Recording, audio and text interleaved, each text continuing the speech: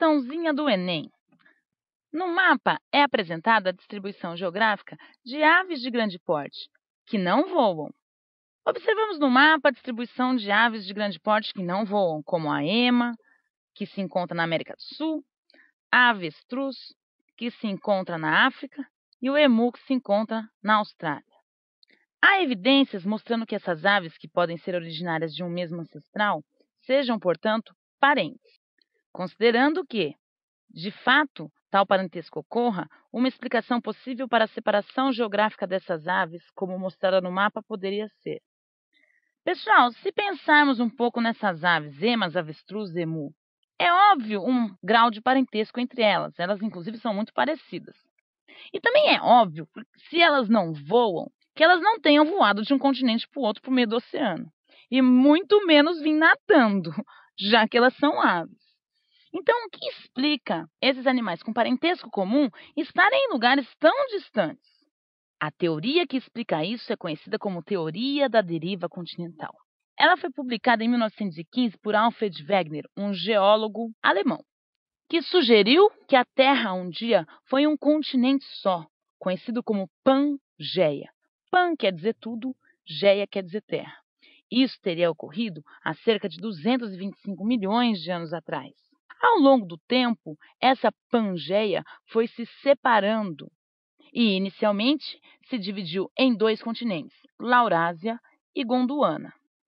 Vejamos que, nessa configuração, América do Sul e África estavam juntas e a Austrália começava a se separar da África. Passados cerca de 75 milhões de anos, a configuração dos continentes passou a ser ainda mais separada. E na época do Cretáceo, há 65 milhões de anos atrás, algo já muito mais parecido com o que nós temos hoje. Até que, atualmente, a configuração permite a América do Sul estar totalmente separada da África pelo Oceano Atlântico e a África estar totalmente separada da Austrália pelo Oceano Índico, assim como a Austrália separada da América do Sul pelo Oceano Pacífico. Logo, se esses animais um dia viveram juntos, numa mesma época, num mesmo território, ao longo do tempo, por meio dessas mudanças, por meio dessas separações, eles foram adquirindo suas próprias evoluções diante o clima que foi se alterando também. E isso explica, por exemplo, a avestruz ser muito maior do que a ema. Por isso, considerando que de fato o parentesco ocorra, qual que é a explicação possível para essa separação geográfica das aves? Alternativa A. A grande atividade vulcânica ocorrida há milhões de anos eliminou essas aves do hemisfério norte. Essas aves tipicamente não eram do hemisfério norte. Elas ocupavam as regiões centrais, como vimos na Pangeia, e depois adaptaram-se às áreas ao sul. Então, a alternativa A não pode ser considerada. Alternativa B. Na origem da vida, essas aves eram capazes de voar, o que permitiu que atravessassem as águas oceanas e ocuparam os vários continentes. Mesmo se elas fossem capazes de voar, animais de grande porte, como a ema, avestruz ou emu, vão ser capazes de atravessar um oceano inteiro para chegar até outro lugar? Muito improvável. Por isso, a alternativa B também é incorreta. Alternativa C. O ser humano, em seus deslocamentos, transportou essas aves, assim que elas surgiram na Terra, distribuindo-as pelos diferentes continentes.